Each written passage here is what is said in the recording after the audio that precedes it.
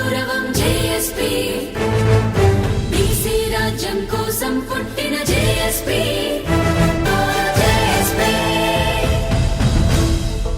July 2వ తారీఖు బంద్ను జయప్రదం చేయాల్సిందిగా విద్యార్థి లోకానికి, కాలేజీల యాజమాన్యానికి, ఇక్కడ ఉన్నటువంటి నాయకులమందరం ముక్త కంఠంతో విజ్ఞప్తి చేస్తా ఉన్నాం. రేవంత్ రెడ్డి ప్రభుత్వం ప్రజాస్వామ్య వ్యవస్థకే తలవంపుగా తయారైనటువంటి ప్రభుత్వం. అధికారం ఇవ్వబడినటువంటి పార్టీలు, ప్రభుత్వాలు ప్రజల జీవితాల్లో మార్పు, వెలుగు తీసుకురావాలి, పోటీ ప్రపంచంతో పోటీ పడేటువంటి సమాజాన్ని సృష్టించాలి.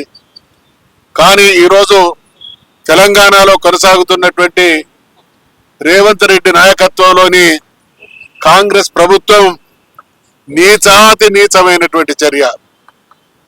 ఇక్కడ ఉండేటువంటి ఎస్సీ, ఎస్టీ, బీసీ, మైనార్టీ వర్గాలకు సంబంధించినటువంటి పేద పిల్లల్ని విద్యకు దూరం చేయాలి.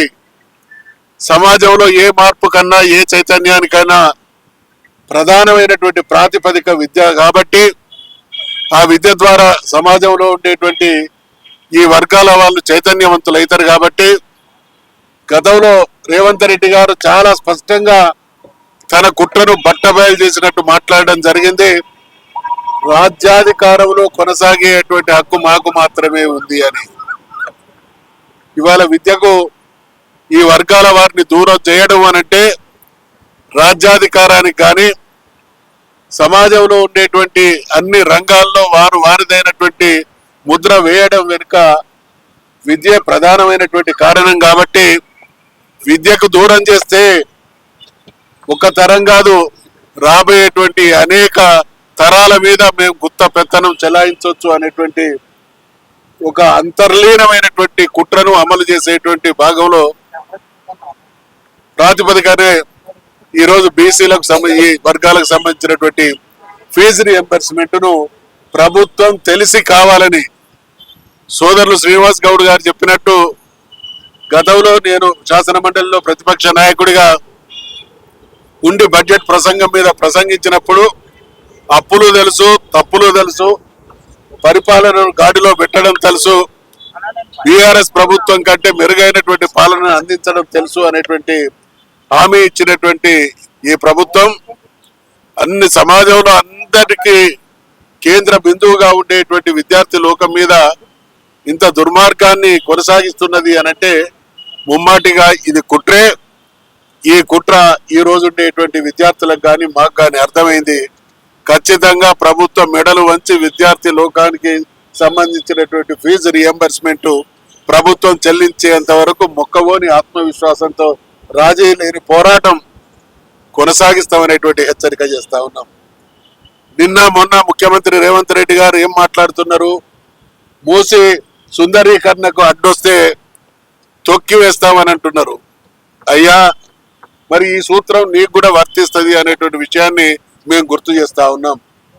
14 లక్షల మంది, ఒకటి కాదు, రెండు కాదు, 14 లక్షల మంది జీవితాలతో చెలగాటమాడేటువంటి నీ నిర్ణయం వల్ల మరి అన్యాయానికి గురయ్యేటువంటి వాళ్ళు నీలాంటి స్టేట్మెంటే ఇస్తే నీ గతి ఏమవుతుంది అనేటువంటి విషయాన్ని ఆలోచించుకోవాల్సిందిగా కూడా గుర్తు చేస్తా ఉన్నాం.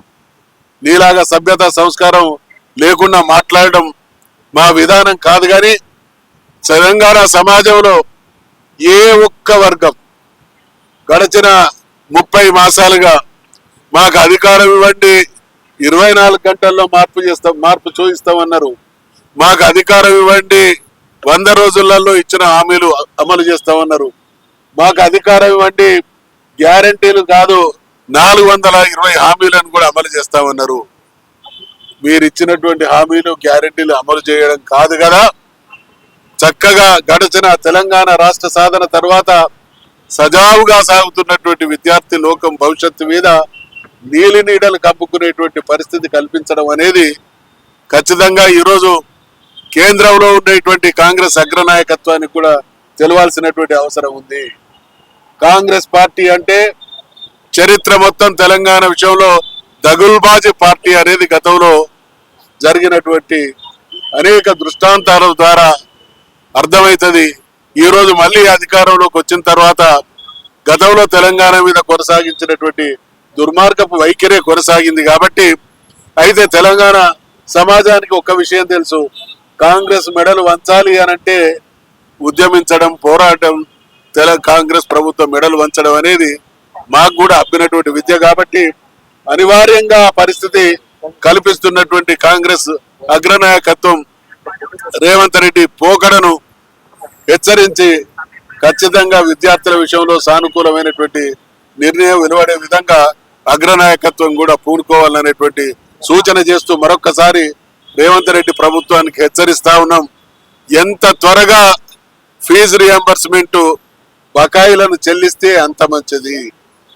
లేని పక్షంలో రాష్ట్రం మరి ఏమవుతుందో మీరే ఆలోచించుకోవాల్సిందిగా హెచ్చరిస్తా ఉన్నాం.